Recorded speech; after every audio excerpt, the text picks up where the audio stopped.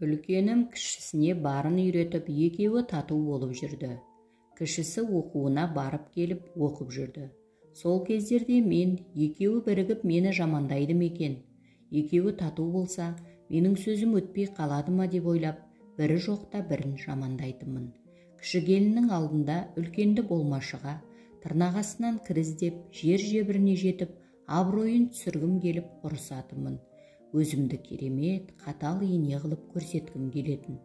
Кішісі де менен қорқып жүрсін деп ойлайтынмын. Мұндайда үлкенім сол баяғыдай үндемейтін, көзі мөлтілдеп, тіршілігін жасап жүре беретін. Ал екіншісі көзі бақырайып маған қарап қалатын. Бір күні кіші келінге құдалық жасайтын болып, келіндер үй әктеп жиыстыра бастады. Сол кезде сөредегі менің анам берген қызыл оюы бар чайный сервизімді сөренің үстінен құлатып сындырып алыпты. Бұл анамның сыйлығы еді. Мен үшін қымбат болатын. Қайсы сындырғанын білмеймін, мен дереу үлкен келінге ұрса жөнелдім. Қатты ашуланып, қолымдағы чайникпен келіннің басынан нұқып жібердім. Ол бұрылып қалған екен. Чайниктің сынған жері шекесін сырып кетті. Қан сау өте қалды. Қанды көріп шошып кеттім. Кіші келін жүгіріп барып, йод алып келіп, үлкен келіннің шекесіне мақтамен жағып жатыр. Осылай әбігер болып жатқанымызда үлкен балам кіріп келді. Мұндай уақытта келе қоймайтын. Мен сасып қалдым. Балам түк түсінбей қолындағы пакетін лақтыра салып, келіншегінің қасына жүгіріп барды. Не болды деп сұрап жатыр. Бір кезде қан тоқтады. Кішкентай қан тамыры жарылып кетіпті. Мен не дерімді білмей отырмын. Сол жолы артықтау кеткенімді білемін. Келінім үндемей тұрды да, болды, шыдамым бітті, деп көзі мөлтілдеп бөлмесіне жүгіре басып кіріп кетті. Балам аң-таң маған қарап, мама не болды деп сұрады. Мен сөредегі чайник сынып, соның сынығы шекесін сырып кетті дептін сасқанымнан. Сол кезде кіші келін тұрып, аға, абысынымның еш жазығы жоқ. Чайникті мен байқаусызда түсіріп алдым. Мамам сол үшін абысынға ұрсып чайникпен басынан ұрамын деп сынығымен шекесін сырып жіберді. Негізі мамам үнемі болмайтын жерден ұрыс шығарып, абысыныма тиісе береді. Келгелі байқап жүрмін, деді. Кіші келіннен мұндайды күтпеп едім. Ұлым ашулы көзбен маған бір қарады да бөлмесіне кіріп кетті. Мен ашуланып кіші келінге ұрса жөнелдім. Неге олай деп отырсың? Десем, келінім маған тік қарап тұрып, мен көргенімді бар шындықты айттым. Мен келгенде сізде менің тәтеме бар шындықты айттыңыз ғой, бар жағдайды айттыңыз. Мен де сол секілді бар жағдайды айттым, деп еш саспай дәрілерін жиып кетіп қалды. Мен шоқ болып тұрған жерімде состиып тұрып қалдым. Сол жағдайдан кейін араға бір апта салып, келінім үлкен немере қызымды бақшаға беріп, ұлын кіші келінге табыстап жұмысқа шығып кетті. Таңертең ұлыммен жұмысқа кетеді, кешке бірге келеді.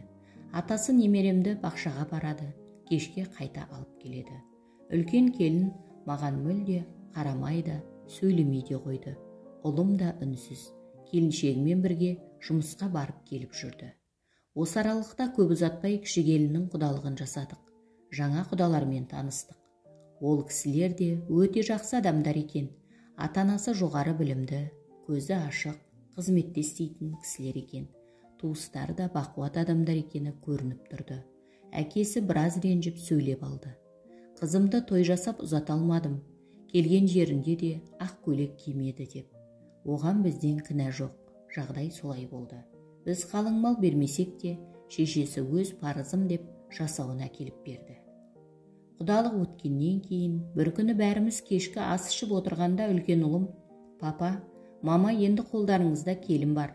Інім осы қара шаңыраққа ие болады.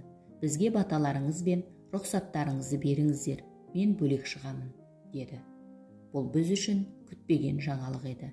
Әкесі дереу, қайда кетесіңдер? Пәтерден пәтерге қаңғымақшысың ба? Балаларың кішкентай, қиналасың ғой. Неге асығыс шешім қабылдадың? Інің үйленді деп сені қуып жатқан жоқпыз ғой, деп ренжігендей сөйледі. Ұлым маған қарады. Менің ішім қылп ете қалды. Ұлым бәрібір ертеме кешпе бөлек шығамыз, сол үшін ертерек қамдана берейік деді. Қаладағы жұмысындағы бастығының қала шетінде салынып бітпеген үйі бар екен. Сол үйін сатқалы жүр екен. Ұлым сол бастығымен сөйлесіп, келісіп, сол үйді алатын болыпты. Жарты ақшасын өзі, ал жартысын қайнатасы беретін болған. Мұны естігенде әкесі біраз ашуланды. Қайнатаңнан ақша алма деп. Бірақ ұлым кейін қайтарып беретін болып келістім деді. Шалымның көңіл күйі түсіп қалды. Немерелерін өте қатты жақсы көретін еді. Менің де ішім ашып, жүрегім сыздап қалды. Көңілім құлазып, немерелерімді қимадым. Ұлымды келінім алып кетіп бара жатқандай болды маған. Арада бір ай өткен соң ұлым сол үйді сатып алды. Сөйтіп 2 бөлмесін бітіріп, келін бар жасауын тіпті қасықтарына дейін жинап көшіп кетті. Үлкен келінім кетерінде атасымен жылы қоштасып, маған аман жүріңіз деді де, артына бұрылмастан көлікке отырып кетіп қалды. Кіші ұл келін екеуі көшірісіп көмектесуге бірге кетті. Үйіміз құлазып, өлі тыныштық орнады. Шалым бөк түсіп жатып қалды. Менде біртүрлі көңілім құлазып, көзіме жас келді. Сөйтіп, кіші келінмен қалдық. Үлкенім жайғасып алған соң, үйге шақырамыз деп айтып жіберіпті. Кіші келінім абысыны секілдемес еді. Айы күні жақындаған сайын тез шаршап қалатын. Таңертең кешірек тұратын. Мен ерте тұрып сиырды сауып, таңғы ас дайындамайсың ба десем, балам, анадай ішімен қалай сауады, өзіңіз сауа салмайсыз ба, дейді.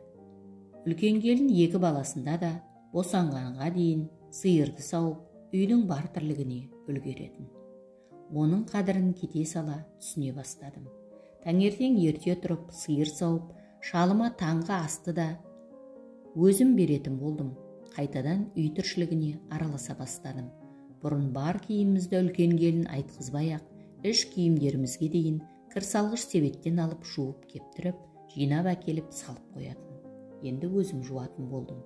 Бірдеме дейін десем, кіші балам дереу әйелінің сөзін сөйлеп, аяғының ауырлығын сылтау қылатын болды. Бір күні әдеттегідей ерте тұрып сиыр сауып, шелектегі сүтімді көтеріп келе жатсам, дарбазадан Гүлзей кіріп келді. Сүт сұрай келіпті. Мені көре салып, әй құрбым, немене сиыр сауып жүрсің бе? Келінің қайда? дейді. Мен ыңғайсызданып, келіннің босанатын уақыты жақындап қалды ғой, өзім сауып жүрмін дедім. Ол мырс етіп күліп, келінге келін болып жүрмін десеңші, деп күлді. Мұнысына ыза болып қалдым. Содан соң сүтін құйып бердім де, үйге кіріп, сүтті пісіріп, шалыма шай беріп, жұмысына жібердім. Ұлымда тұра салып, беті қолын жуа, кешігіп барамын деп, шай дешпей асығып кетіп қалды. Артынан ұйқылы-ояу көзімен келін шықты. Асықпай сыртқа шығып келіп, беті қолын жуып, пісіп тұрған сүттен құйып ішкелі отыр. Мен ашуланып отыр едім. Оған зекіп сөйлей жөнелдім. Ертерек тұрмайсың ба? Бізді қойшы, ең болмаса ана күйеуіңе шай беріп жібермейсің бе? Аш кетті. Бала туатын сен ғанасың ба? Үйде де дым істемейтін болдың ғой, деп сөйлендім. Сөйтіп едім, келінім міз бақпастан бетіме тік қарады да, мама, менің аяғым ауыр, өз-өзімді күтуім керек. Бұл уақытша. Алла бұйыртса аман есен босанып алайын. Сосын өз-өзіме келемін. Күйеуім аш қалмас. Жұмысында асхана бар ғой. Оның үстіне үнемі осылай емес қой. Бүгін ғана шамалы мазам болмай тұр, деді. Келінімнің жайдарлы күйіне одан әрі жыным келді. Өзімде жүйке жұқарып жүреді. Гүлзейдің үстімнен күліп кеткені бар. Ашуланып келінге дауыс көтеріп, аузыма келгенді айтып ұрыстым. Келінім сол отырған күйі, көзі бақырайып маған қарап қалды да, бір кезде ол да ашуланып кетті. Маған қарап, неменеге мені балағаттап жатырсыз? Өзіңізді біліп алыңыз. Біз ештеме білмейді дейсіз бе? Кезінде өзіңіз қолыңыздан дым келмейтін олақ, салақ келін болыпсыз ғой. Артыңыздан енеңіз жауып отырады екен. Кейін абысыным жауып отырыпты. Оның өзін мойындағыңыз келмей, күн көрсетпей жібердіңіз. Сыйлағанды білмедіңіз. Мені де аяғың ауыр болып келдің деп бетіме басып, маған тойда ештеме жасап бермедіңіздер. Мен балаңыздың алдында пәкпін. Сол да жеткілікті маған. Аллаға шүкір, олай келсем де қолымнан бәрі келеді. Ал білмегенімді абысыным үйретті. Сондықтан сыйыңызды кетірмеңіз.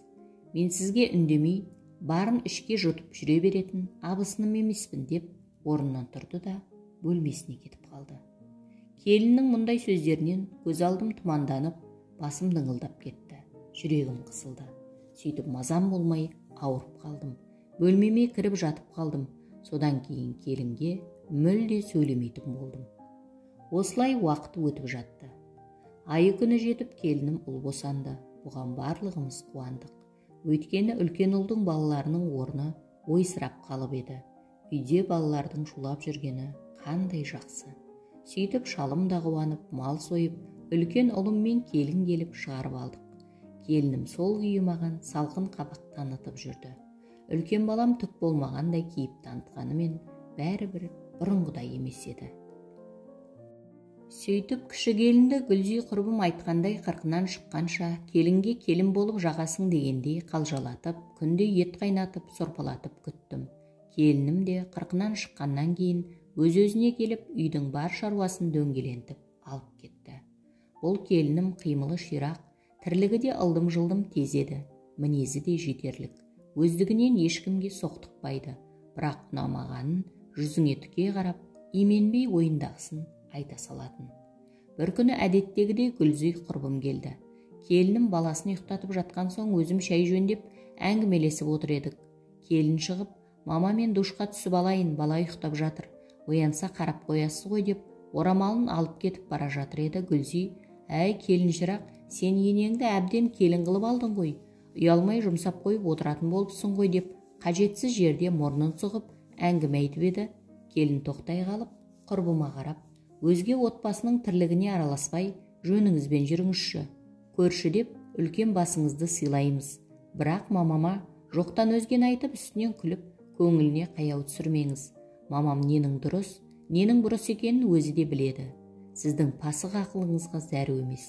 Бір үйге келіп дәм тұз татып отырып, араға от жаққанша өз отбасыңызға көңіл бөліңіз деп төтесінен қойып қалды. Сөйтті де шығып кетті. Гүлзий аңқайып, не дерін білмей маған қарап қалды. Мен іштей келінімнің мына сөзіне риза болдым. Менің айта алмай жүргенімді келін айтып, Гүлзийді өз орнына қоя білді. Соңғы кезде құрбыма ренжіп жүрген болатынмын. Үлкен келінді де осының ақылын тыңдап қанша рет ренжіттім. Сөйтіп құрбым ашуланып, сөйлеп, бір тоңқып алды да жөніне кетті. Арада біраз уақыт өткен соң алыстағы құдалар келді. Немерелеріне манеж, көрпе, жастығын, киім-кешек, майда-шүйдасын алып, артынып-тартынып келіпті. Туған туыс келіп жақсылап күтіп алдық. Кейін үлкен ұлым: құдаларды үйіме шақырамын, әрі үй тойымды жасаймын деп туған туысты шақырып үйінде күтті. Шалым алдында бірнеше рет барып, келіп, немерелерін көріп тұратын. Мен осы жолы ұлымның шаңырағына бірінші рет бардым. Қаланың шет жағында, тауға жақын ауданда салынған үлкен үй екен. Аз уақыттың ішінде келін екеуі үйлерін бітіріп алыпты.